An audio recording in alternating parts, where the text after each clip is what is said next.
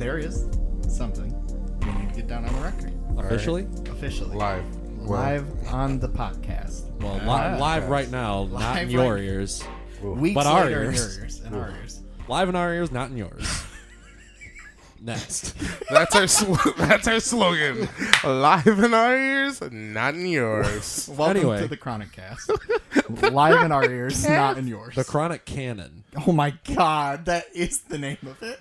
You don't even know the name of the podcast you're The on? podcast. That's where the weed comes in. Yeah. It's all the I flubs. forgot the name of our own fucking podcast. All the goofy things. That's where the weed comes in. Anyway, Christ. I'm So- Jesse. I'm Frank. Brandon. Spoilers, this is the Chronic Canon. So you had something important to So say? I have something I need to get on the record. Okay. All right. I, Frank. I, Brandon. I, Jesse. All right, good. Roll call done. Twice. Until the next time. Shabuya. Baba Booey. So, Baba Frick. something... Baba Ganoush. Hey, oh. Baba O'Reilly by the Who? No. Stop it. Okay. On the record, this past weekend I watched a movie. Yes. And it's a movie I actually saw about a month ago with my friend Brandon. That's me. I saw it with Frank. I'm Frank. I'm Jesse. All right, I good. wasn't there, I don't think. You were not there. I mean, I figured you'd mention me too if I was. I would have. I might be a But nobody, it'd be really funny. I hope you think I'm a somebody. I think you're everybody. You're everything That to I me. should have said everything, not everybody. That Yeah. doesn't make any sense. All right. Holy Christ. Saw a movie this last weekend and also last month Right. with Brandon, Oh. not Jesse. That's fuck you. I know what you're about to say. Oh, yeah. God. It's a little movie that I think we need to discuss in further length on this podcast at some point. If you can recognize that humming, you're already cued in to the maybe masterpiece. No. The certified disaster piece that is Cats. Certified. Cats. They are jellicle, and they're certainly not dogs. I watched it again. Why don't you just marry Tom Hooper already? if Fucking he's cock. open, if First he's of open. all, have you seen Les Miserables? Yes, I've seen Les I Miserables told you- multiple hold on, times. Hold on. I've told you people don't like it. I We're don't- in the minority. I don't get it. What's not to love? It's amazing. Maybe you should watch The King's Speech again. I think that might go up to that your top one's 10. no, because that's annoying posture drama bullshit. What? It's teaching someone how to speak. You got a Yes. problem? Yes, you never I do. been a speech pathologist? No, You've never seen no, a I have speech... never been a piece. You've never seen a speech pathologist, you fuck? No, I haven't. Oh, I'm lucky. your privilege is showing. I'm sure there's a lot of people who saw the King's Speech and were like, Obviously, I see myself in that dude, the king George. and Well, the speech he because had the to give. stuttering is third. metaphorical for whatever issue they're dealing with. Jesus right? Christ! No, we're not because some talking people- King's Speech. We gotta talk Cats. Okay. Listen. It belongs in the Chronic Canon. Listen, for the experience alone, I would place Cats in the Chronic Canon. I Listen. rewatched it. Yes. I rewatched it. Yeah. I would watch it again. I'd rather watch Cats a third time than Parasite a I second time. I didn't want you to say that one. Sorry. I didn't want you to say that one. Parasite's I'm like, great. It's great. You just- Phenomenal. okay. Do not need to watch it again. I got it. What, you Great. don't want to see the black and white version? There's a black and white version. Limited release. Why? Because Bong Joon-ho always wanted to make a movie in black and white. And what, you're telling me you're not going to watch the 6-hour miniseries co-produced by Adam McKay Are these on HBO? Oh, I forgot. No, I'm not. it's a miniseries. But about Bong Joon-ho Parasite? does have the integrity to not do a superhero movie, apparently. So Love them. Doesn't mean I want to watch Parasite again in black and white or not. Oh. I do want to watch Cats a third time. It's bewildering. in black and white? I would. And It would take away a lot of the I'm gonna magic. say some of the pizzazz would be lost. Yeah, I imagine. Mr. Mistopheles would be the same. There is literally no. Is that James Corden? No, he's that's- I thought James Corden was a black and white cat. He's got like a weird name, like a Wait, is normal Mr. person. Mistopheles Ian McKellen? no, that's Gus. That's Gus, the theater cat. Okay, God, so, I'm but I gonna- knew he was the theater I'm gonna cat. be so mad when I can't. What's his name? Hold on, Busterford Jones. Busterford Jones. I'm pretty he's sure the fat cat. he's the fat cat. I'm pretty sure I could name all of them now. All right, Okay, but what's I'm not the- doing it. later. Rebel another Wilson's podcast. cat, Shit, she's the Gumpy cat, but that's not her name. Yeah. I already proven I cannot do it. and there we go. Keep it moving. All right. Cats. You watched it again last weekend. You'd watch it And again. It does get boring at like a stretch in it, where it's just like this isn't even so crazy that it's not fun. It runs out of a little steam in the back half. It does. I admit it. But that first half is so bewildering and so singular and so like nothing else you'll ever see. That alone is worth watching. and by the end, you get the same payoff and reward. I understand that. I still remember that fateful day in the theater a month ago with you, Frank.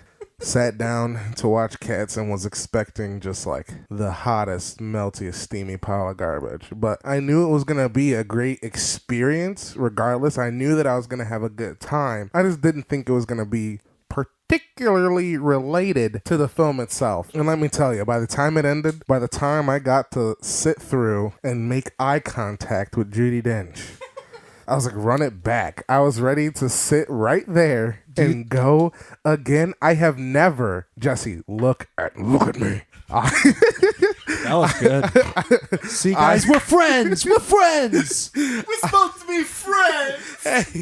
Hey, what? We'll get to that All right, later. Anyways, it is like nothing I have ever seen on a screen. I promise you. I believe that. Can I say two things about that theater experience that I think are important, though? Well, I wanted to ask because I think this is one of the things you're going to mention, that it was like you two and like two elderly women. Yes. I'd say middle-aged. Okay. But yeah, it was just the four of us in the theater. Me and Brandon sat. They sit through the whole thing too? Yeah. We Wow. sat in made the it. front. They sat in the back. We were having a conversation through almost the whole movie. Oh, yeah. As were the two ladies in the back. Yeah, they were chatting it But up. let me ask you a question. So being able to talk with my friend during the movie, I think helped. Because we'd look at each other and be able to go, what the fuck is happening? Oh, my God. Is this real? What am I literally looking at, Jesse? I still can't. I just watched it again. I still can't believe it's real. Some of the stunts they pull, it's like, how did you make it here?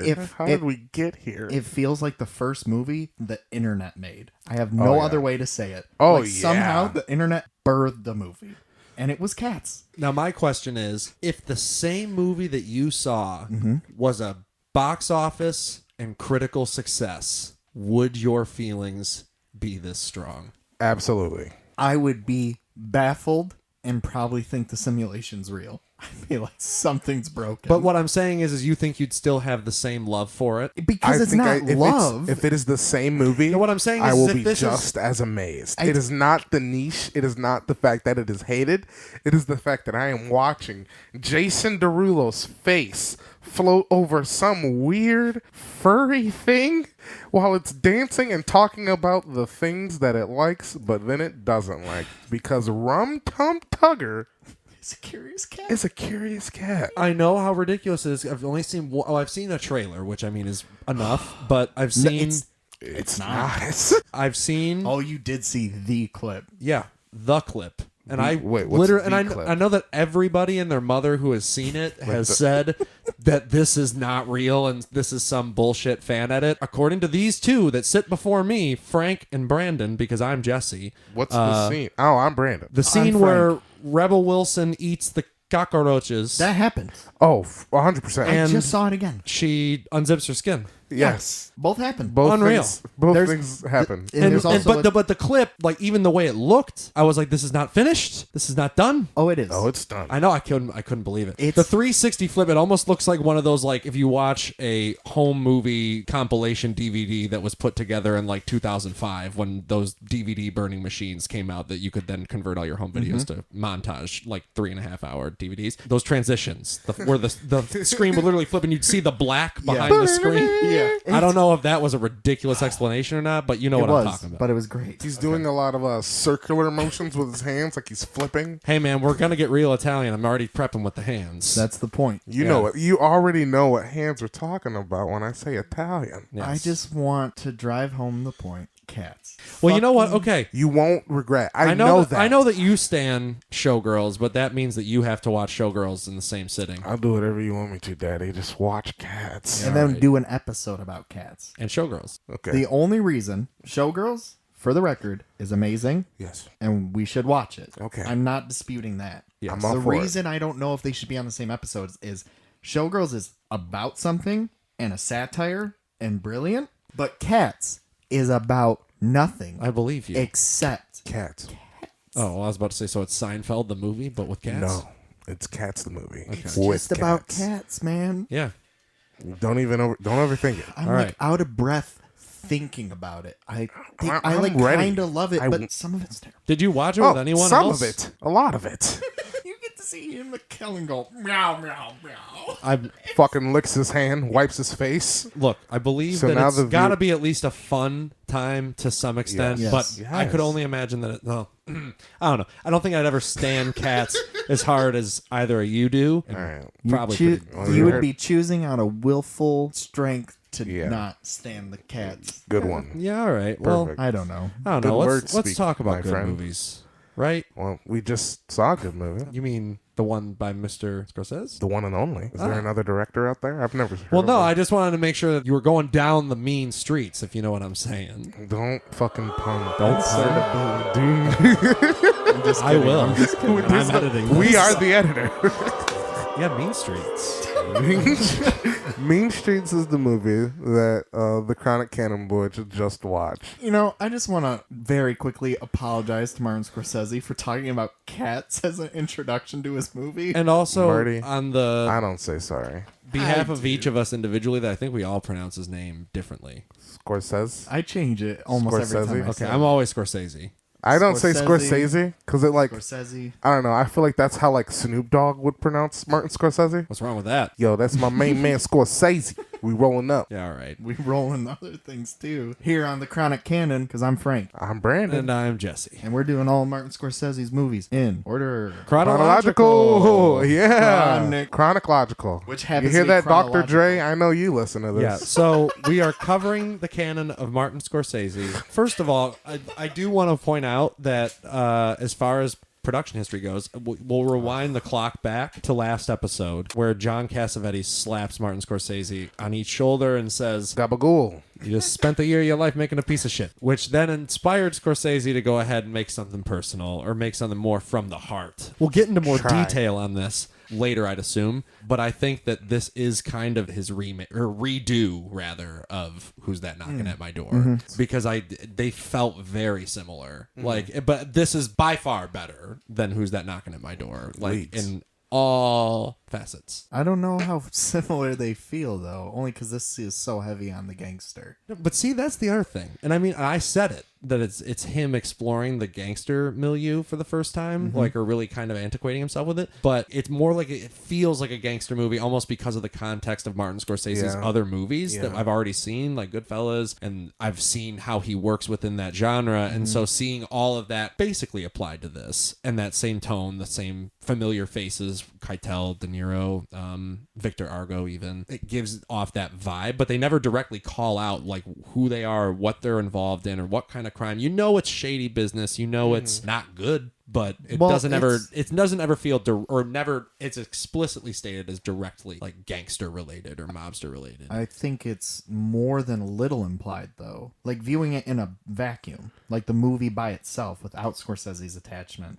I think it's pretty clear it's supposed to be the mafia because of the time and the location of Little Italy, Which, in New speaking York. of, did you know that Scorsese said on Turner Classic Movies just before introducing the movie as it aired once that this movie takes place in 1963? What? Yeah, That which I makes thought was sense. interesting, but it does make sense. It does make sense Right because before the mob did their big show, right? Their big show? JFK. It's fine. Oh Let's my just move god. past it. Oh my god. well, same year. But anyway, you were saying Just that it's more than a little implied. They're supposed to be mafioso, and I think the reason it's only implied is because it's normal to them. You don't need explanation of that's who this is, that's how this works. Look at this world as it is as Marty knew it, especially now knowing it's supposed to take place like 10 years earlier yeah, when Marty would have been inside of that opposed to like being a filmmaker. right, or and at least just growing seeing up it. in his neighborhood. Yeah, Right.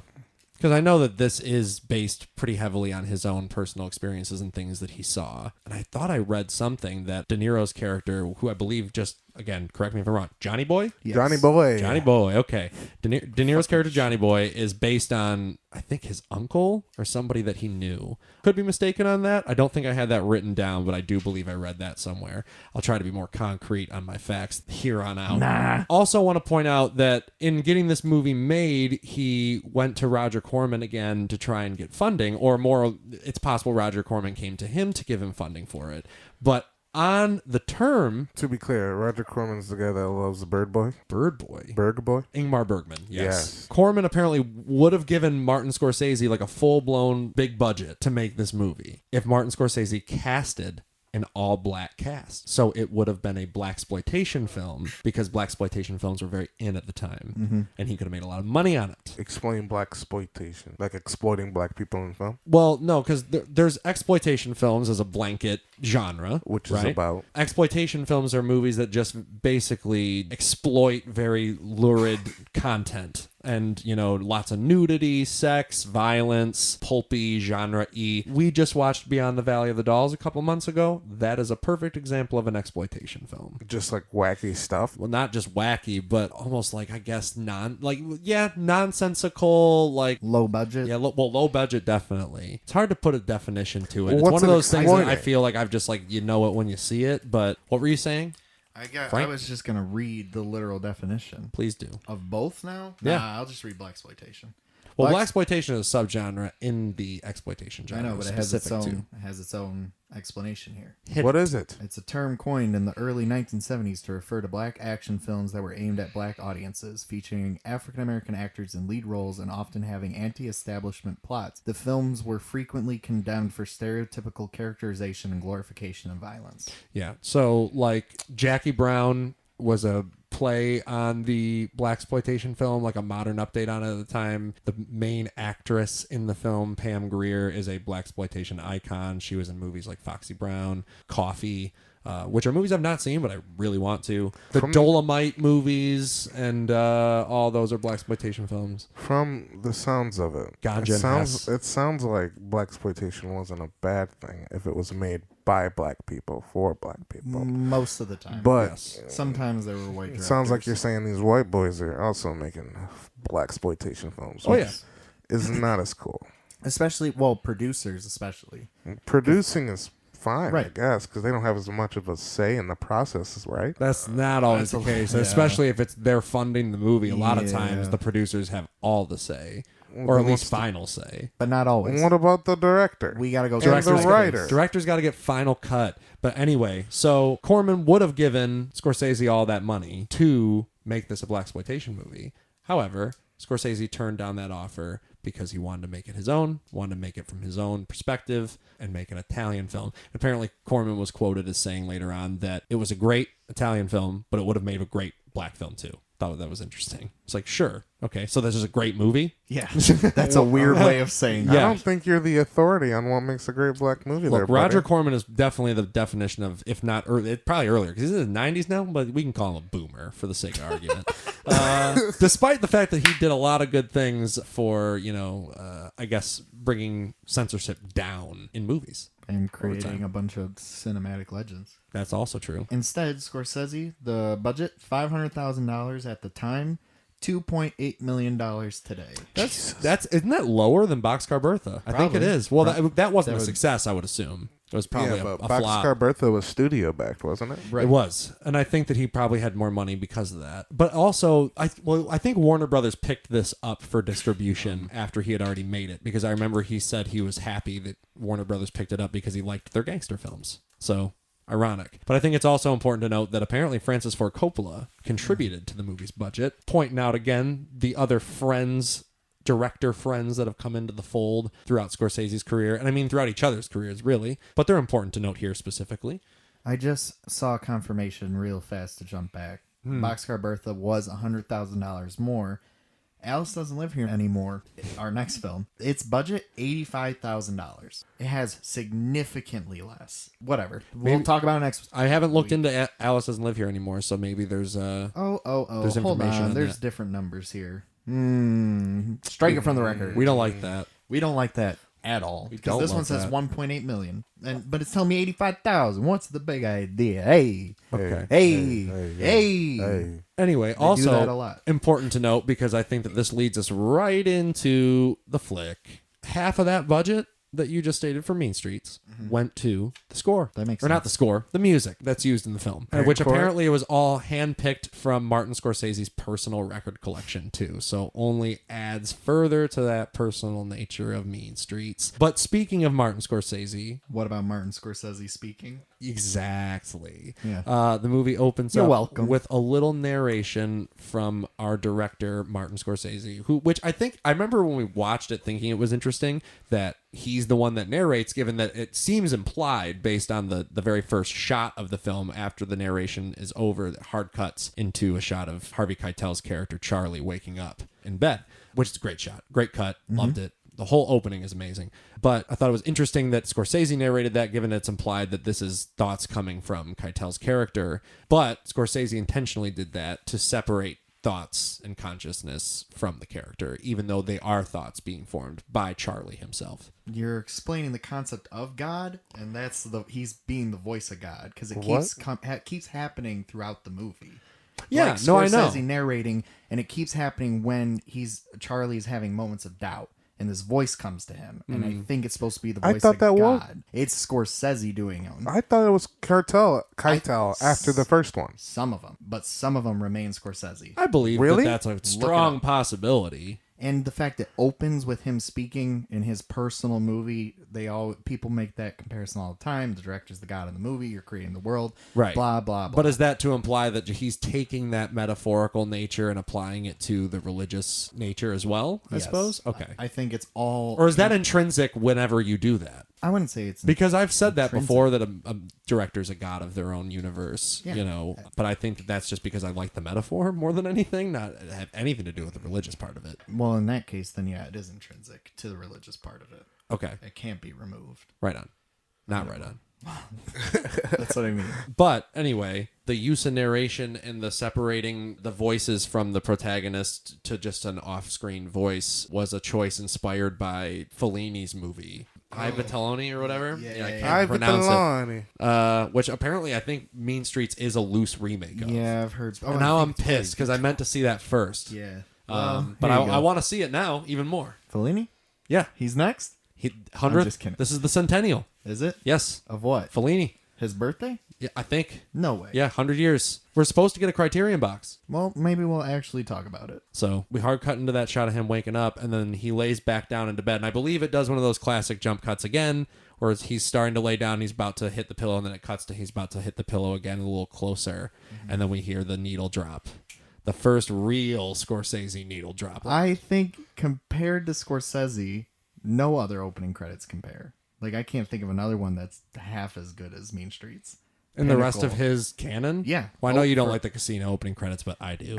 There's, oh my God, actually, those are awful. But better than Mean Streets? I think I might. That's the craziest thing I've ever heard. I think these could be like the best opening to a movie ever. Taxi Driver's opening credits are great, mostly on the behalf of Bernard Herrmann's score. Sure. Oh, wait a minute. I'm talking all No. Best of Martin Scorsese's canon, actually, Raging Bull. Those are the best opening Guys, credits. I don't register opening credits. What are you guys talking about? Well, I'm removing even credits. Just openings. A way to start a movie. Oh, well, I thought you were talking about specifically the opening credit sequence. I'm saying both. It's all that, but that whole opening is enhanced into that perfect opening credits. I think that's truth just because I think that's my favorite part of the whole movie is the opening, like at least probably 5 minutes to like the things leading up or the things going past those credits and everything I really like as well. Yeah, that's true. But the opening credits when it's the home video playing while Be My Baby's still playing and it's saying all their names and stuff. Oh. Like all that after he lays his head. And I do think it's interesting that at least my feelings on the matter and Who's That Knocking at My Door, you still feel that like there's a guy with a camera here filming this and this isn't as, I guess, tangible or realistic or authentic as something like Mean Streets, where it doesn't feel like it's somebody just making a movie when you're seeing them trying to emulate real home movies that were taken by these characters, in a moment, as opposed to, well, we just got to shoot these for the opening credits. The whole movie feels like a doc, even like more so than a movie. And without the opening, it probably wouldn't feel that way. Because the movie sets you up with the home videos and the personal him speaking. So it's like you're being cued into something that feels more real. Yeah. Because and I think the song's doing the heavy lifting. I feel like it is transportative. Transportive. I am the transporter. I am You're Jason Statham? I think his name's Frank in those movies. Oh, that's cool. That's nice. Only further proof. What a good I always connection thought you looked like Jason Statham. for the viewers at home. But Frank anyway, so looks just like Jason out of Statham. those credits, do we then go into our character introductions? Is that Yeah. what we immediately launch into? Yeah. Okay. It's all 4 of our... His name is Frank in the translator. So what is the order of character introductions? Because I believe I know the last 2, but I can't remember if the second one is. No, you say it because you know for sure, and I'll tell you if I was right afterwards. Well, how will we know you're telling the truth? I won't. I'm lie. just kidding. It's Tony's first, the guy who owns the bar. So Michael is second, yes. and then Deniro's third, yes. and then Charlie's last. yes. Okay, that was it. We switch. It's Tony, Michael, Johnny Boy, Charlie. Okay. Yes. Tony, Michael, Johnny Boy, Charlie. I just realized you said De Niro, and that's what Yep. threw me off. I'm sorry about that. Who Makes did we- sense in my head. Yeah, I know. It's the guy who owns the bar, the guy who's like the low-level bookie, De Niro being a kid, basically, and Yeah. then to Charlie. Yes. And you get these quick scenes to fucking learn who they are. Yeah, and they're all bridged with text that say their names at the end of each sequence to properly introduce you. I do have a note about our main man Tony's sequence, the one that we see first. Yeah. His sequence, he's walking into the bar and he goes to take a pee, and he zips his pants down and he notices this really, really, really drunk guy, which you guys notified as who? David Carradine. David Carradine, who has been in movies before. Yeah. Movies that we've seen, perhaps. Boxcar Bertha. Yeah, he was in Boxcar Birthday, gets crucified. We talked about it on our last episode. He's very drunk in the bathroom, and Tony flips the fuck out. He did just unzip his pants to take a pee, though, and they do not show him zipping them back up. And he kicks this guy out from the bathroom to the front door of the bar. And let me tell you, that's like a football field. That's like there's some link there. Tony walked for a guy around with his pants unzipped and Tony that's walked. probably I listen. I had to make a note of it because Tony walked around that whole bar with his dick out, and no one talked about it for the whole movie. Like no one was just like, yeah. So Tony had his dick out when he kicked that guy from the bar. That was weird, huh? Might have power been normal. move. Power move. All right. Could have happened every time. And I also want to point out that I think for a movie that is also pointing out that genuine nature, such a New York movie, like super gritty and like in like that New York style filmmaking, it was shot mostly in LA. I believe the shoot lasted. What? Yeah, the shoot What? took 27 days. 6 of those days were in New York because it cost way too much to shoot there. All the so they had to- exteriors, right? Most of them. I guess like the rooftop and stuff. Well, I was going to point out there's only one scene in this movie that feels like LA to me, like just seeing it, and that is De Niro's introduction where he bombs out the mailbox. That sequence feels like LA to me. No. But everything else in the movie you could easily have sold me on. This was shot. I in New mean, York. I didn't even know. I wouldn't have guessed L.A. I will say about Johnny Boy's introduction, something I really liked is when he first sets the bomb up in the car, and he's walking around, he's checking. Not a car. It's not a car. It's a It's a mailbox. Fuck. When he first sets it in the mailbox, sorry, and he's like walking, he's checking, he's walking, he's checking, and then when he like knows it's about to go off and it explodes, he runs into the wall. And he keeps it moving, but I just know that Robert De Niro like actually ran into that wall, and like that just makes me feel so good. You mean he did that unintentionally? Yeah. Okay. Like, He was like, I don't want to be by this explosion. Yeah, right. I just put a stick of dynamite in a mailbox. like the acting was authentic, but he was not looking where he was going when he was running. I have never worked with explosives, but I can only imagine it's jarring. At least the first couple of times. I mean, usually I feel like in a properly budgeted movie, they're placed and set. You're not dropping them in. Maybe he wasn't dropping it in, but it sure did look like it. On the topic of De Niro, this is also a very important moment in Scorsese's canon as well. Oh, yeah. Because this marks the first collaboration between Robert De Niro and Martin Scorsese, which is probably his most frequent. I believe DiCaprio is sneaking up behind him pretty close, though. DiCaprio's in a lot. A I thought it was lot. just The Departed, Shawshank Redemption. Starting with and... Gangs of New York, he's in all of them, all the way up through Hugo. I What? believe. Why are you shaking your head? Did I name 2 wrong movies? You named one right. Well, he's not in The Departed. He's in The Departed. Yeah, he's not in Shawshank Redemption. Shawshank Redemption is not a Martin Scorsese movie. Oh, I'm thinking of Shutter Island, Yes, which he is in. he is in that. Haha! I'm a genius. I'm sorry. good save. I fucked up earlier, but it was because I was on the right track. All Okay. right. They are both prison movies. I guess. It would have been worse if I said The Green Mile. That's got Tom Probably Hanks. just as bad. Anyway, so I am defeated. Robert De Niro and Martin Scorsese worked together for the first time on this movie. De Niro breaks his streak with De Palma, who apparently also helped edit on this. But so we introduce De Niro's character leading into... Wait. What? You said De Palma helped edit this movie. Mean for Streets. Scorsese. Yes. With him. And they're friends? Yes. You know what that reminds me of? What? There's this movie that came out not that long ago called Joker. And I knew it was coming up. So Todd Phillips actually got help from his good friend. Yeah. His very... Which is the craziest headline I've ever read. Bradley Cooper was like essential. He in the was editing essential in the editing of Joker. He was. helped Without so Bradley much. Cooper, we would not have Joker. I'm just saying, all the best movies that have been created have been helped with friends. Oh, I thought you were going to say involving Bradley Cooper. Star is Born, Silver Linings Playbook, Hangover Trilogy. All three. Perfect. Best 5 movies I've ever seen.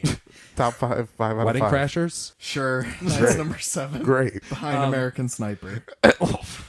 You know, it's funny. I think I've seen 2 of the movies I just named. Really? Only 2? First Hangover, Wedding Crashers, and Silver Linings. 3. And then which holiday fucking movie? excuse Which me. howday movie was he in? New Year's Eve, Okay. Valentine's Day. I'm over Bradley Cooper. Arbor Day, You did Labor this. Day, by Jason Reitman. I saw an opportunity. Okay, so we introduce all of our characters. Finally, ending up Scorsese did produce it. what? Fucking Joker, executive produced, and you said he executive produced probably because he just wanted money for his grandkids. Of course he did. Of course. Okay. Wouldn't you? Yes, he Made hasn't so seen it. much He money. hasn't seen it, so that to me says he doesn't care. But He's in goddamn New York, I Love You, and Valentine's Day. Get the fuck. get the fuck out What's of your here. New York, I fucking love da? It's your fucking da. Like the one Bradley Cooper movie I do like. I don't even name it. Oh, It's Place fine. Beyond the Pines. That's right. I forget he's in that just because that part is the most forgettable. Listen, Oh. it is, but Oh. it's still great. But that's not what we're fucking talking. We're talking about Mean Streets Who has a joint? from 1973. Somebody give me one. So we introduce Jesse De Niro's Sparkle character, joint. Johnny Boy, and then we go into Charlie's introduction, which is at the church, right? Let me tell you Well, the opening, but yes, that's true. guys. Charlie's introduction at the church, he's being really weird. He's creeping me out. With the flames? Just like, he's like staring. I guess He's every contemplating. time, It's I not know, creepy I when they're know. contemplating by the ocean in a Michael Mann movie, but it's No, creepy here. It's creepy in a church. Every Yes, time yeah, I you're see right. someone alone in a church, which happens a lot in movies, and it's usually in a good context, They go to a couple different churches in this. I get unnerved because I'm like, why are you there alone? Who let Can't you in? Can't you do that like at home then? But then he's looking at the flames and he's staring and he's like basically summarizing like, these flames help me. These flames help me. They remind me of like what it would be like if I got burned in hell. And then the motherfucker actually burns himself, which I didn't He's a think he was gonna masochist. do. It's a reminder of the pain. Which do you, is like do so you live literal. a spiritual life or do you burn in hell? So he holds his hand Waka over waka. a candle. Brilliant. There's been worse things in Scorsese movies. That's definitely true. I mean, I'm we've only seen 2 examples of that leading up to this, which, again, going to point out the jump in quality from not just Boxcar Bertha, but Who's That Knocking at My Door as well. Insane. Like, he made a deal with the devil. Like a literal deal with the devil. Maybe to he did. become a great filmmaker. Maybe he did. Maybe he did. Maybe he did. Wouldn't explain. Hello, Devil hello. didn't give him that much money for Alice doesn't live here anymore. But, Taxi Driver came pretty quick. Ring, ring, ring, ring. I'm trying to call up the devil, guys. Let's get famous. Anyway, We don't need the devil to get famous. We need the devil to get money. I don't need the devil. I want the devil. The jump in quality is insane and very noticeable from the opening fucking credits. Yeah. That opening credits, God, it still holds up as one of the best things. even ever the done. opening moments. Like, Yeah, I mean, not to the go back to it introductions. too much, but even the way No. Scorsese says that opening line is there's just something so good about it. I'm pretty sure when Charlie's in the church, I'm pretty sure that is Scorsese doing the voiceover right there too. He where does he's the talking voiceover about the throughout. burns. He does the voiceover throughout. Are you 100% of the time? Yes. I thought when he's like, she's a good-looking girl. Who does it? Scorsese. Okay. They do. I remember thinking it could have been Keitel when I watched it because I'm like, that sounds like. That does make me feel better about a part that we'll get to a little bit later in the film. Anyway, so all of our characters introduced. Charlie burns his goddamn hands. Yes. And then he goes right to the bar, right? Then he goes to the bar and Another church. Which I thought was a goddamn strip club because It of the way they definitely- presented it. Well, you know what's funny? I said at some point, I don't know if I said it to you while we were watching it or after, but I think the lighting in this, the specific red that's used in the bar in this reminds me very much of the specific red that's used in the strip club in The Killing of a Chinese Bookie. Yes, you did say it, and I A John do not Cassavetes movie that came pretty quick off the heels of this. 3 years. Yeah. No. Well, yeah. filming it like a year later. Yeah. Probably because it Excuse took me, a now. while to come out, right? I've never heard of this Star Wars film. Killing of a Chinese Wookiee? I'm gonna kill What's you, going Chinese on? Bookie. What's going on? Okay, hold on. Quick time out. We gotta make Star Wars Killing of a fanfic? Chinese Wookiee. it's just. But he's fucking. In a hot tub. But he's Cosmo. No. Han Solo is Cosmo. He has to kill a Wookiee. He has to kill Chewbacca. He has to kill Chewie. Comes back from the dead. The killing of Oh a no! I Chinese just Wookiee. spoiled The Force Awakens. By the way, they all die at some point. Oh, okay. Anyway, I goes thought to you his guys next. spoiled like a later one for me. I was about Oh, to I be did. upset. I just did. Charlie goes from one church to another, the bar, where all of our friends are congregating that Yes. we've already introduced. But I believe Johnny Boy shows up last in Deniro's most. It's not his introduction, but before seeing this, I always thought of this scene as his introduction because I've seen this Yeah. clip. But that moment where he enters the bar, that's a Stones song, It's a right? Stones song. Yeah, I could have told I'm you not that big a Stones fan. Me Definitely neither. not on the level of Scorsese either. So annoying. It's almost. Oh, the Rolling Stones. Yes. Jumpin' Jack. Love those guys. Good magazine. I'm leaving. I'm gonna kill you, you Chinese Wookiee. Can we please keep moving on with the plot? His introduction. Johnny walks in.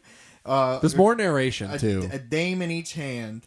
Actually, according to his standards, those are broads. Sorry. That's right. A broad in each Yeah, hand. they have a different definition. And he's cracking up as he walks in. And of course, this sets up The one sort of plot The one that runs throughout, sort of. in The which one Charlie. thing you need to know Yeah. about Johnny is that he's crazy and chaotic. This is what this scene is to show you. Yeah. It sets the stage of Johnny Boy owes Michael a lot of money. Actually, Johnny Boy owes everybody money. Johnny Boy asks Charlie to ask That's- his uncle yeah, okay, then to that's like it. help him out of his debt. And Charlie's like, I can't do that. Just pay him. Hey.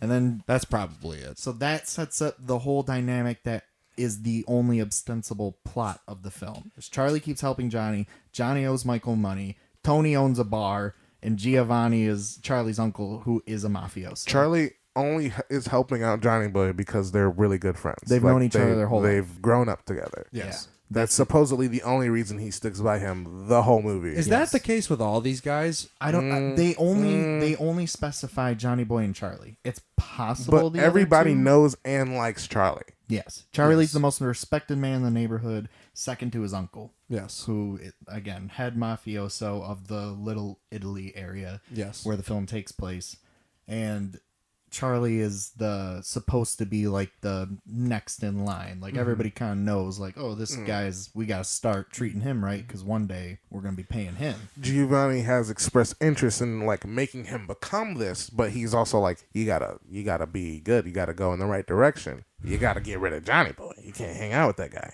He says, I think something with Honorable men and go with honorable men. Yeah. So that's the conflict for literally the whole movie. The rest of it progresses into, well, what I think is usually typical Scorsese fashion of it's more vignettes and moments of building this world opposed to any plot progressing. Right. It's just look at these guys. Look at these fucking guys. And Look at these wise guys. they say A at least 1,000 times in this movie. This movie at the time had the most fucks in any movie. Really? Yeah, 52. Really? And then immediately that record was broken 2 months later by The Last Detail, the Hal Hilarious. Ashby Yeah. Jack Nicholson movie. How many's in that? Did you? I didn't see how many was in that one. I'm gonna guess Not 62. important. But that's the one that broke the record I think afterward. it might be a lot. They're sailors. Oh. Eat. Is that what like birthed that stereotype for the modern zeitgeist? Swear like a sailor. Interesting, maybe. I'd have to look into that. First movie to fucking. It was Will probably The always Last Detail be done on the Chronican? One day, we'll find out. Probably not. Unless we want to do Linklater, because then we have to watch Last Flag Flying. I don't know any of the words you guys All right, just said. so back to Mean Streets. I'm good on the joint, man. For sure. I have two things written down that I think Pulling down those main streets. are very attributed to that Scorsese typical mode of filmmaking. Right. I wrote down the Kenneth Anger thing being where it almost feels like there's these pockets of music videos or just scenes and moments, or it's scenes and moments stitched together between just stretches of music and imagery. What's up with Kenneth Anger? Who's that? Short film Ooh, baby. director who all his films have no dialogue and it's a lot of pop music. Actually, sometimes there's classical and shit, but typically pop music. Well, no, to yeah, I was set going to say to- the one that's the most famous is Scorpio Rising, and that's the one that utilizes pop music the heaviest, probably. Because, I mean, you can say Custom Car Commandos, but that's only one song. Inauguration of the Pleasure Dome is It's like classical. classical music, yep. And then, Rabbit's Moon, that's the one that uses the flamingos. I Only Have Eyes for You, and that's one of my favorite songs of all time. I heard it for the first time in that movie. And I can't remember if that's his 50s cut or he recut it in the 70s, and that version is available too. It might have been that one, so I'm not sure.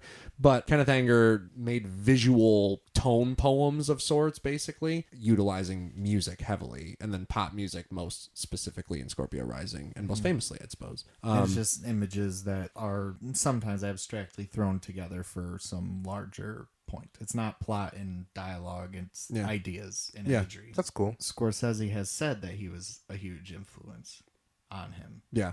Am I wrong? No, you're not wrong at all. Okay. He is For a a huge, second I was like, he is an did I make influence. that up? Scorsese is in docs that talk about Kenneth Anger and being a fan. And Scorpio Rising is probably the one that I've seen him cite the most. Everybody it seems. It's incredible. If you've never seen Scorpio Rising, 28 minutes of your life. It's on YouTube. It's incredible. Oh, really? Only 28 minutes? I will all watch it short with you films. after this. It's great. They're all, you know what, just watch it. Yeah. It's out there. I You're not have all of them singular. on Blu-ray. They're here. If you ever want them. All right. Very all right. single. All right, but Point is, He's a good guy. that feel though, where these small documentary like moments of you're looking in this world, and then like a bridging musical. Like I feel like it goes slow motion a lot with like pop music blaring. Yep. While the characters are just continuing what they were doing now without words or transitioning to their next moment of existence. Yeah. And that thrums along the whole film. And I think that's what's captivating, but I think overall it's probably too long to sustain for the whole length of interest. I think if this movie was 90 minutes, I would have been a bigger fan. But not just also because, like, I don't know, I didn't find these characters as captivating as later characters that he ends up taking on. The sequences on their own are still cool. Yeah. Like, Yeah. regardless, and very much in the vein of everything he'll do later on. But one that stuck out to me was whenever, I can't remember which scene specifically that it was used, but a song called Pledging My Love by Johnny Ace, which is an incredible song. I heard it first in another film starring Harvey Keitel called Bad Lieutenant. Oh, nice. I saw that movie a couple months ago, if not a month ago, prior to seeing this. So it was very fresh. And hearing that song again in this was just like, whoa, so he did it first. That's insane, because I thought that the use of that song in Bad Lieutenant was one of the greatest uses of a song in any film ever. And I still think it is. I think it's actually used better in that movie than it's used in this. Yeah, I can't remember what scene that is. But my God, is that a good song and a great moment in Bad Lieutenant, which is a movie I hope one day we talk about. He shows his dick in it. We Full just cock? talked about that full cock like, All right, for a I'm in. while, I'm in. and he's crying while he's showing it. Oh, baby. We'll have to do a mini series. His cry in that movie is unreal. Like, I could not believe the sound that was coming out of his mouth. It's like, You know, very rarely does a transition this well happen, because I wrote a little something about our main man, Harvey Keitel. So he's young in this. He's still younger. He looks 19, but he's acting like he's like 35. does a good job. And to me, it made me a little uncomfortable for like the first like chunk or so, where I'm just like, this isn't matching up. Like, I feel like you're getting too much respect right now. His You're performance. not acting like the guy that gets all this respect. Well, I think he's still supposed to be like at the oldest mid-20s, like actually. Because they make some reference about college or being done with school, but I think that faux respect is because of who his uncle is. People know they can't fuck with him. You gotta treat him with respect, but also he's still a fucking kid, and he hasn't earned that respect. And that's the mafioso way, baby. That's Also, the way they do it down there in Little Italy. we talked about. Little. We did talk about, that we like Keitel's performance is not that strong here either. It's good. It's good. though. It's serviceable. It's shaky. It's serviceable. It's shaky. shaky. It It's gets shaky. supposed to be friends. Oh, come on, you guys supposed to be bad. He's not amazing. He screams we're friends after. Is it Deniro who slaps the shit out of Michael, or is it Tony Michael slaps and the Tony? shit out of fucking Oh, not Michael. Deniro. Yeah. I thought it was Tony. Michael because they're the ones that are mad at each other. It's Right? Tony. They have like a bullshit argument at the table because yeah. they're still heated up after that fight. Cards, owing money. So Well, like you said, it's more or less, as far as plot is concerned, a series of vignettes of the characters just casually going about business in their world. the next like event to happen per se is like the big thing at the bar. They Yeah, the brawl. yeah, they go down there to meet because Pool hall. Johnny owes. I think it's Michael's cousin, and they're gonna talk it out. No. That guy owes them money. Oh, And then Johnny Boy's mouthing off, and it's like, who the fuck? yeah. Who the fuck It was are going. you? It was going smoothly at first. Yes. This whole deal, like you could tell, like What it does was a he little call? shaky. What does he call Johnny Boy? He calls him something that sets him off. A schmuck is running through my head. I may have been a schmuck, but I think he Maybe. may have used a slur. like an Italian slur. Yeah, I think he might have. Gabagool. Johnny Boy's mouthing off. They're trying to get the money. The homie clocks him right in the fucking face. He's like, I'm over this. Leading Yeah. into easily my second favorite sequence in the entire movie. This is one of the most exciting fight sequences I've seen in any Scorsese crazy. movie. Because, I think, and this is not an opinion that I'm not sure will hold up across the rest of these viewings, but as far as right now goes, the realism and the visceral nature of the violence varies quite a bit in his filmography. Sometimes it hits real hard, sometimes it's real weak. Sometimes it's Even in the comical. later ones. But I think here it was super effective. Yeah. And maybe that's because of the handheld camera use, because I know he doesn't get into that as much lately, but this movie utilizes handheld obviously for budgetary reasons more often than it does dolly shots. And I think that's why all the shots that are on dollies stand out so much. Like those classic Scorsese tracking shots that inevitably he'll get the mind to do them all the time, but you get some tastes here. I feel like that's a part of the charm. He's just running with what feels right. Same thing with, in later Clouds. I forgot she didn't do this one, but Thelma. Oh, She yeah. gets back in the fold. Yeah. She seems to be running by that same, like, run and gun attitude. Whatever Try it feels out. right in the moment is And good. sometimes I think it makes his movies feel sloppier than they almost should. Like, Yeah. in certain, like, all of them. I think that's one of my problems with The Departed. I just think it's fine right now. We'll get there. I don't see when you guys are talking about like sloppy and these dollies and these trackings. It's just like, are you talking about the way the camera's moving? Well, okay, so a Most- dolly shot or a tracking shot, you'll notice because it's locked down on a tripod and it's moving like You can't see perfect. the tripod. You can't see it, but you can see that the camera is moving perfectly, like it's floating through a space, and that's either steady cam or Which dolly or wasn't tracking being shots. used yet. So it has to be a dolly in this flick. And because you can still see bumps and stuff in the dolly. I mean, it's a slow-mo shot, too, so those bumps are even more accentuated. But I think that adds to the personality of Mean Streets specifically. There's no frills to it. Like, imagine a band performing and hitting a couple wrong notes in a song, but the song still works and it's still great. That could technically be defined by personal taste, I guess. Like but preference? I suppose. I think that is ultimately what it comes down to. But it's like but the feeling of this isn't going anywhere. This is the same information over and over. These are the same type of shots, lack of variety, like little see, things I like see. that. Some So people ju- might call that self-indulgent or pretentious also. I But- see. So the like general things that like are wrong with movies. Yes, and it's a broad term that could be applied to anything. Things that don't feel intentional. Right, You're right, doing this because you didn't have enough footage. Even in the pool hall fight scene, Yeah. which is incredible. Charlie gets hit once, and he's laying on the pool table The the whole rest time. of Oh, the it fight. takes him The like whole a time. full like 2 minutes. 2 minutes. It's almost like the Inception cutting back and forth from the van to the dream. Like it's like, oh wow, this is happening much differently in real Yeah. time. But that's Which could that's- be chalked up to a stylistic choice at Sure. the end of the day. But I I don't think it's perfect. It doesn't stick that landing. All right, I So- get where you guys are coming from. But there's a big fight. They eventually square it up, get Yeah. the money. Police come, they pay him off. They take a shot together. Everybody, and then Yep. fucking another name is called, and then they get into another like Yes. little spat, and then they leave. little altercation. Johnny Because Boy Don't ever is come a back here again. firecracker. He is a spitfire. He's Like- basically representing chaos. Yeah, which Johnny Boy is, because his whole fucking shtick Can we talk about is- Joker again? His whole fucking shtick is that he doesn't want to work, and he doesn't think he should. So he wants to fuck off. He's just a fucking kid. He's a grown-up child that won't grow up. Yeah. But still wants to be a grown-up. He says that basically verbatim. He's like, I just want to fucking borrow money. I want to not pay it back. I want to do what I want. Like, who gives a fuck? I don't care. Yeah. And that during that fight, like every time I saw shots of Deniro, like the face that he was making, Yeah.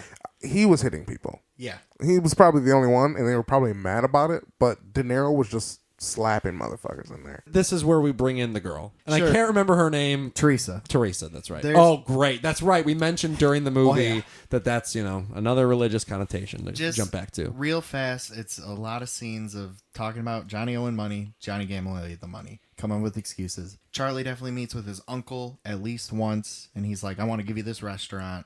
And then there's scenes of them hanging out at the bar, hitting on chicks. Eventually, you get to his girlfriend, who is also Johnny's cousin, and she's got epilepsy, and for some reason, that's a problem. They call her sick in the head because she's epileptic. She only has one seizure in the movie. And who comes to the Knocking at her rescue door? but Marty's mom? Oh, what's Making happening? a classic return. After Cartel, her man leaves her to chase after Johnny Boy. Yeah, Harvey Cartel, classic.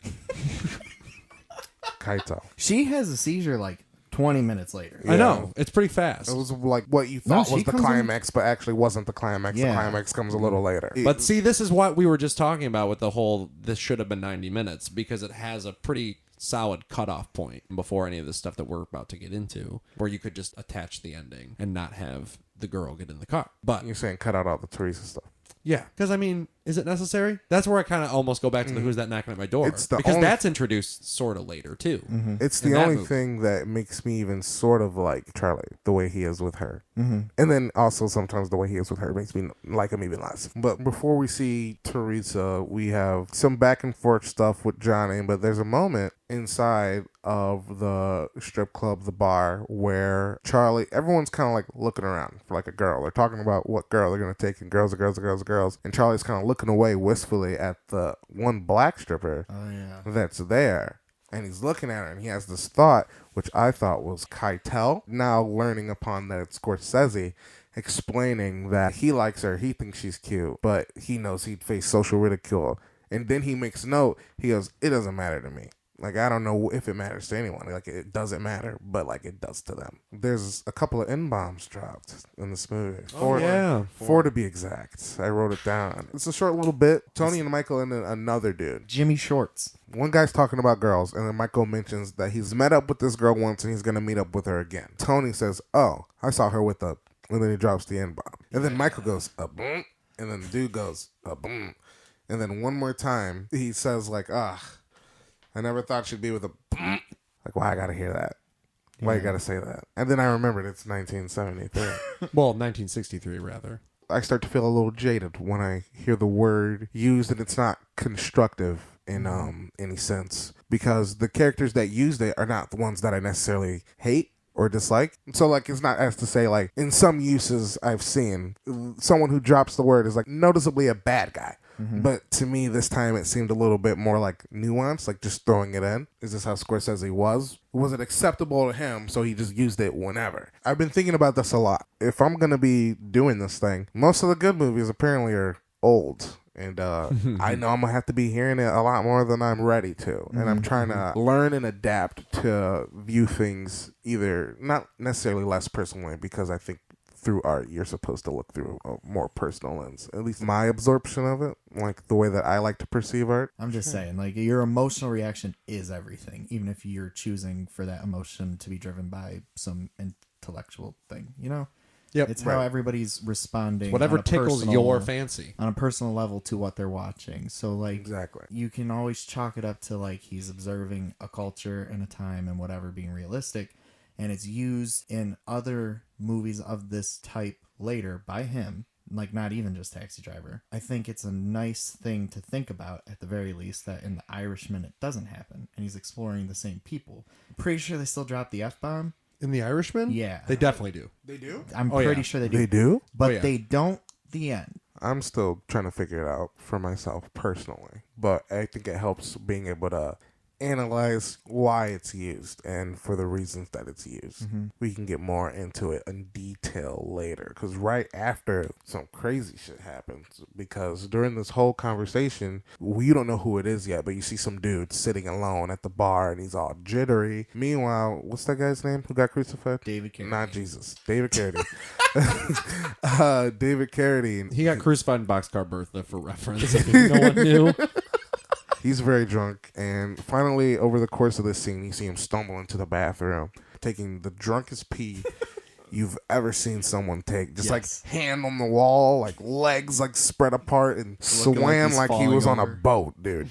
And then what it was, I think one of my like oh shit moments in the movie was when the dude walks in and he just starts to fucking light him up, but he is not a good hitman. He's the worst. Interesting that said dude is played by Robert Carradine, John's brother. That's what I thought. John's brother shoots him. David's brother. David. Fuck. David, I don't know That's who the any dad. of these people John are. Carradine is the dad. Box cover David dad. Carradine. Whatever. I'm too high for this Carradine shit. shot a Carradine. Dude got shot 4 times point blank in the bathroom and didn't die. Yeah. Started fighting. And then he drags him out into the bar, in which everybody runs because there's a gun being shot. And then he keeps shooting him. Yeah, he he hits shoots him him- more times. Yeah, he shoots him like 3 more times, and they're still fighting. And then finally he kills him and gets out of there. Just leaves. Just fucking leaves. Oh shit, this is the same scene where Johnny's trying to play cards and Tony's like, you owe money, and he slaps him and we're supposed to be friends. Yeah, this That's is all this happening scene. at the same time. You're right, at different think parts in the bar. But we're remembering when this happened at like completely different I points. in the promise movie. you, those are all the same scene. No, I know, but I'm saying like that came at the end. No, this Oh, was earlier. okay. We rewound. We're all did? pre-Teresa. We're yeah. Whoa, my head's all spun around backwards. It's BC, so we're PT. We're in PT right now. Pre-Teresa. Or BT. Sorry, before Teresa. Good. There's a moment where all the boys are in the car. Yes, there is. And there's some there's 2 gay men, one very flamboyantly gay man. So then the police start to come. They turn off all the lights. They leave. They book Yeah, it. because they're criminals. They don't want to be there with the police. So these homosexuals were at the bar, and they also got kicked out. And so they see these 2 people leaving, and I think the flamboyant one was a little pissed, because he was getting drunk at the bar and having a good time, and he knows damn well that it's these guys' fault that it's closing down. So they all hop into Michael's car to get away, basically, and what I think was supposed to be hilarity ensued. It wasn't really that hilarious. Well, he was having a good old time. But in hindsight, Gay Boy was having a great time. There's a scene where Johnny Boy is kind of breaking under the pressures of life, I guess. And he's on the roof of some building, shooting a gun off. Charlie shows up. Charlie talks him down. He's like, hey, man, fucking let's not do that. And then they go to the bar, get more drunk, and Michael shows up wanting his money. He's like, hey, last time. And then Johnny thinks he's Mr. Tough Man and points the gun at him. Michael gets pissed. Michael leaves. And then they are like, we got to get out of town. So then they are going to book it. Teresa's like, I'm fucking coming with you because you're the man I love and my cousin. I think there's some good music and they're driving and looking happy. And it's like, Michael looks not happy. But Teresa and Johnny look like they're having a good time. Charlie. Not Yeah, Michael. Charlie. Why did I say Michael? Because Michael shows up in a few minutes. Dun dun dun. Michael's pursuing in a car with none other than Jimmy Shorts. AKA. Martin Scorsese, Yeah. aka God. Coming to show him what's what. And Michael says, I told you to pay. Yeah, Or something. And then Think of what you say to a man before you shoot him. He said that. Martin Scorsese shoots Johnny Boy in the neck, Charlie in the hand. Charlie loses control, crashes the car. This all happens very fast. It's fastly edited. It's seemingly out of nowhere. It's the explosion that you were kind of expecting to happen. That you thought happened but hadn't happened. There's these small moments you're like, oh, I guess that's it. But then there's the big finale. For me, it was when Johnny Boy snapped. I was like, oh, this is like the climax. But then it continued. Crashes. Johnny Boy gets out of the car. Looks like he's walking toward the bright light to turn out to be like a cop Bleeding car. profusely from Oh the yeah, neck. from the neck. Sits And I down. think that this is also the first instance of Scorsese's infamous violence that he ends up getting criticized for quite a bit over the course of his career. Obviously more tame than most instances. Which I think, too. I think that Mean Streets is a very tame movie overall as Absolutely. far as, especially the violence goes. Except, I mean, that last sequence is bloody. It's very bloody. there's a lot of blood going. It's a everywhere. bloody sequence. But I do think that it is crazy that apparently in the 80s it was banned by the BBC. Really? For its Mean violence and use of language. I guess I get the language, but it's not. I get. But again, Pretty just to, violent, just to actually. incorporate the whole Scorsese is a controversial filmmaker in here, this is kind of where that really, really begins to come to the public consciousness, I suppose. But even so, Mean Streets was not that big a hit as far as I understand. I don't think it was. Because at that point, from at least far as the narrative goes, they all get shot, they crash, everybody gets out and kind of goes their separate ways. De Niro gets picked up, and so does Teresa. Yeah, they're but both Charlie's being, like, Charlie's no, other way around. Charlie and Trees are. Oh yeah, picked up. Deniro's fate is unknown. Yeah. Yeah, Okay. he just kind of But stumbling you in the assume he's alleyway gonna die. in front of Yeah. police officers. And then I actually I thought that no matter what, I was like exciting ending, even though it's a dark, sad ending. Ended on a good note, is like narratively, and then I thought even better the last couple of shots of just like people in their windows, like kind of closing down for the night, almost as if like that's just another story from this neighborhood. Good night, everyone. And I also think it's even more poignant that is Martin Scorsese's mom in the final shot closing the window. Any last things about Mean Streets? A couple of things. The original title of the movie was Season of the Witch. I don't know if that changes anybody's thoughts on anything, but apparently the writer Jay Cox, who would inevitably co-collaborate on screenplays with Scorsese later on in his career, like Gangs of New York, and I believe he also co-wrote Silence. Oh, I think he did Age of Innocence too. He recommended that he name it Mean Streets, which was a derivative of a quote Raymond Chandler said, "Down these mean streets a man must go." Scorsese thought the title was pretentious at the time, but inevitably came around to it. My one comment is right before they get in the car and try to split and leave the city, and Teresa's like, "I'm coming with you," and Charlie's like, "No, no, no, no, no." They do a really good cut. Charlie says, "Teresa, I don't have time for this." Hard cut to her in the car and them driving away. It's like, I thought that was really nice. I think that Mean Streets, from the first time I saw it, I thought this. Mean Streets, Goodfellas, and now The Irishman are three films, bless you, that are very much in conversation. And what I think is the most interesting aspect of Scorsese's career, to see how this movie evolves into these three stages. I know you could argue other movies should belong in that, but I think those three very specifically are touching on a lot of the same ideas in a way of like almost checking in. Where has this person grown? And how he's viewing these same subjects throughout his life. And it's very, very interesting. I definitely see that. Because of that is probably what I'm most excited about with Scorsese, and I'd say those are now they were the three I was The tentpole movies? the ones I was most excited to watch, being that this is the first real Scorsese movie, which we've established. Yes. I was curious, which ones are you guys the most excited to watch? I've seen, the three we've mentioned. Then The Irishman. I've seen that. I've seen Wolf of Wall Street. Goodfellas is obviously the one that gets mentioned a lot, and I am excited to see what that becomes for Scorsese. But I think secretly, I really want to see Raging Bull. Really? Because from the sounds of it, I'm associating Martin Scorsese with like high crime, gangster, like mob movies, like at least like crime movies. Because even Wolf of Wall Street, well, it's not necessarily a mob movie, it still ends up being a crime movie. It feels a lot like Goodfellas, like his mobster-like movies. Yeah. To me, based on the list I just read, Raging Bull might be the largest like deviation from that during a time where that was like his thing. Now this is mostly coming from a lack of knowledge Of his big ones, yes. Well, I think another reason that you specifically should be excited is because I believe Raging Bull is one of the two projects that specifically Deniro came to Scorsese with and was like, please make this movie. And I know in the case of Raging Bull, it was specifically because he wanted to get Scorsese off his cocaine habit. Oh, yeah. And get him back on the horse of movie making. And he also came to him with The Irishman. Those are the two. Amazing. Even knowing that makes me even more excited. Raging Bull is something that I don't know. I'm interested. I'm interested in seeing Pesci play someone not like the character that I'm getting to know him as. I guess as of right now, with my limited knowledge of both Scorsese and movies in general and these actors in general, it seems like it may be a large deviation of what I'm used to from this guy. And if it's executed well, which it probably is, it's very well regarded. I'm very excited to rewatch it. I've only seen him once. That would have been one of my top choices, if not the top choice, honestly. Raging Bull is one that I saw only but once as a mere lass, and I barely remember a thing other than certain specific sequences. But the one that I'm most excited for that I haven't seen, which apparently I'm surprised that the number is this low, but there are only 6 more Scorseses that I have not seen. Really? Yeah.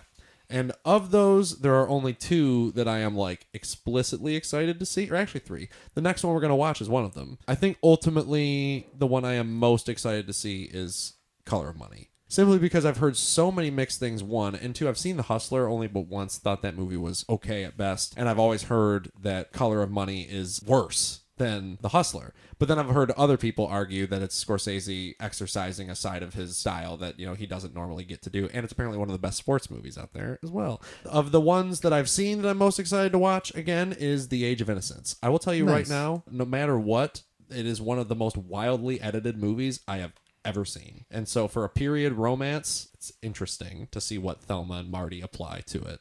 Cool. Yeah. I'm excited for that too. Daniel Day-Lewis. Daniel Day-Lewis, Winona Ryder, Michelle Pfeiffer. I've never seen a Daniel Day-Lewis movie. That's unreal. I drank your milkshake. I know. Sorry. I drank it up. There it is. Frank, That what is about you? That is baseball, baby. I already said. I think Goodfellas and The Irishman. Oh, that's again. right. I've seen both. Love both. My two favorites. But I'm excited with the whole context of his entire career to see those two again within that already cemented two favorites, which I'm not confident on anything because Mean Streets was definitely in my top 5 Scorsese when we started, and I'd be surprised if it ended in the top 10. It definitely won't be in my top 10. I think there's 8 I haven't seen yet. We'll see. So I think that what are you watching? Wow. That's so good. You did so great just now. This week, Brandon actually gave me the luxury of watching a couple movies with him, just spur of the moment. We threw down the gauntlet. We threw down the gauntlet with 2 movies that you want to talk about one of them, and I'll chime in, and I'm sure Frank will chime in too. 3. There is Right. the third. Wow, yeah, that's right, Brandon. I'm so happy. We did. We watched so many movies. Jesse this and I threw down the gauntlet this week, and we watched one of those movies actually being Frank's favorite. I'm not Frank though. I'm Brandon. I'm Frank. I'm Jesse. One of those movies being a favorite of Frank's, so he actually sat down and watched that flick too. Yeah. So right now we have a very special case in the Chronic Canon where everyone's going to talk about a movie. And, yes. For the most part, there's a connection that someone in the room has also seen that movie too. Except for the movie you're going to speak of. I said there is a connection, at least someone, as in you and I. Let's start there. All right. So over the weekend, I got to unleash the rage. I got to Rage endure the cage. Endure the cage. Rage the cage. I saw A Color Out of Space. Nice. Do you know who the director is off the top of your Richard head? Stanley. Richard Stanley directed it. Who is like, I think it's funny that people are calling this his comeback movie, which granted, I have not seen any of his other movies, but he made one movie that was like successful, and that's Hardware. Dust Devil was a thing. Was that a success? I don't think a success, but it was like... Well, he made Hardware, and then he made Dust Devil, and then he like went through the process of Dr. Moreau, which did not go over well, and I'm pretty sure there's a documentary about it. And now he's come back to make a new film, a direct adaptation of H.P. Lovecraft's text, which apparently is rare in the case of H.P. Lovecraft. His work is best translated in inspiration. Not literally. But this was not bad. Yeah, for most cases, I would agree, regardless of the shitboy that H.P. Lovecraft is. Yes. This movie slaps. This movie truly unleashes the rage of the cage. I really enjoyed most of the performances. Necessarily, I think the shoddy part really was just like some of the writing wasn't that great. Well, I think one thing that took away from the movie was the budget being clearly lower than the vision warranted. Yeah. They did really well with what they had in terms of like some visuals, but I could tell that if they had more, they would have gone absolutely bonkers. And they do towards the end of the movie. I'm not spoiling anything. I go like, oh my God, are we actually going to see this? Like, are we going to see this? And Jesse's like, nah, man. If we see it, we'll know if they got the budget. And boy, do we fucking see it. I think they have half the budget, and I think they're good at movie magic by keeping things in the shadows. No, because the moment I'm talking about specifically, you don't see the whole thing. They give you some really good vignettes, and you get the idea. Yeah. And I think they sell it across really well. And I'm like, so maybe they didn't have the budget, but they prove it later. Yeah. They fucking prove it later. Yeah. There's only one effect that fucked me up and grossed me the hell out. If you've seen The Color Out of Space, you know the sound design and the squishy nature. You'll know. Squishing and squashing of those grapes. The squashing of those grapes together, You can hear it. from the lasers. So yeah, A Color Out of Space, I gave it a 3.5. I thought it didn't could disappoint be worse. me. Thought it could have been worse. Yeah. And I actually thought a lot of the humor worked well too. Yeah. I chuckled. I definitely chortled. It reminded me a lot of Hereditary, weirdly enough. You did mention that after the fact, and I sense the connections in terms of like, just it being, it's a family story. Well, definitely it's a movie family about the familial nature of it, as well as the one house setting, but also I think the slow burn nature where the entire first half doesn't really involve any of the crazy shit, and then the crazy shit is all saved for the second half. You're making me very interested. Like, and even like the mother character having her like her office and her job that she's struggling with and needing like, you know, more support in and things like that. Like, that's not derivative of Hereditary, but there's connections I think that you can make. You can definitely tie some line for sure. And there a moment that genuinely freaked us all out, as well as grossed us all out, like I mentioned. But yeah, good, solid movie, solid. Prior to watching Color Out of Space earlier in the week, Brandon and I watched a Coen Brothers flick called No Country for Old Men. We've went on a train of 2007 movies lately. Spoiler alert, we're going to talk about another one today. Yes, we are. But we had Zodiac, we had this, No Country for Old Men, and another. But No Country for Old Men is a movie that I hadn't seen since, I believe, 2014. But it is one of those movies I genuinely take for granted, in that, like, I feel like I've seen it so many times that I know it like the back of my hand. And to the most part, I still did. But there were some things that I kind of forgot about. Like, I don't always quite remember the Woody Harrelson stuff. He's amazing. Like, if I actually think that might be the role Woody Harrelson was born to play. Carson Wells. Yes. Orson Welles? Take me to Carson Wells. And then that scene in the hotel room with Javier Bardem and Woody Harrelson. Now, let me tell you, so this movie, I was given a couple of options, and this is the one I ended up landing on. Prior, though, my only knowledge of No Country for Old Men was that it was Javier Bardem. Yes. I knew who that was. And somewhere along the lines, I saw the scene in the hotel room that I know now was Woody Harrelson. But I remember mentioning that to somebody, and they just went like, aw, like, that sucks. And so I kind of thought that I had the movie spoiled for me in a sense. Because there's a lot of like great movies out there where I've seen the most iconic scene because they're iconic movies. Yeah, that happens. And it kind of like loses its jazz. But when this moment happened, I was like, oh, that's now? None of the things I thought were going to happen have happened yet. I had the thought while I watched it, and I stand by it, that it is Blood Simple by way of the Seventh Seal. Javier Bardem is death. And I think that it even has that similar nature where he has these random stops along his journey to take down Llewellyn. And then I also maintain that it does a lot of the same things that Blood Simple does. And then I even put them on immediately after the film was done. We rolled it back to the opening scene of No Country for Old Men, which is nearly identical to the opening scene of Blood Simple. Yes. And I don't know if that was intentional or not, but it works. Mean Streets, Goodfellas. Yeah, I know. I'm not saying that it's a bad thing. I'm saying that it's great. Similar to The Irishman almost in No Country for Old Men, that final 30-minute epitaph with Tommy Lee Jones, in which I thought about the thing that you have said to me a time or two before, that the movie is kind of Tommy Lee Jones's movie, but we just don't see him a lot. It's the title of the movie. It's about a man seeing how crime has evolved, and that's set up in the opening monologue. And it's you're never able to keep up with youth, but things will go on forever. So when you are in the youth, you have to be a part of it. You can fight it. You can understand it. You're in it. And then as you get older, you have to realize this is beyond you, because Sugar is pure evil. Yeah. The monster who won't stop. Yeah. And Can't stop. Llewellyn, oh God. He has a philosophy. A lot of times, a lot of movies and a lot of directors they'll just kind of like feed you. They'll give you like your nice happy ending. They'll wrap things up in a bow for you. And so the fairy tale in my brain likes to do that for every movie I see. How are they going to make this okay? And the closer and closer it gets to these terrible movies, and I'm like, okay, it's going to have to be really, really ridiculous if they're going to make everything suddenly okay.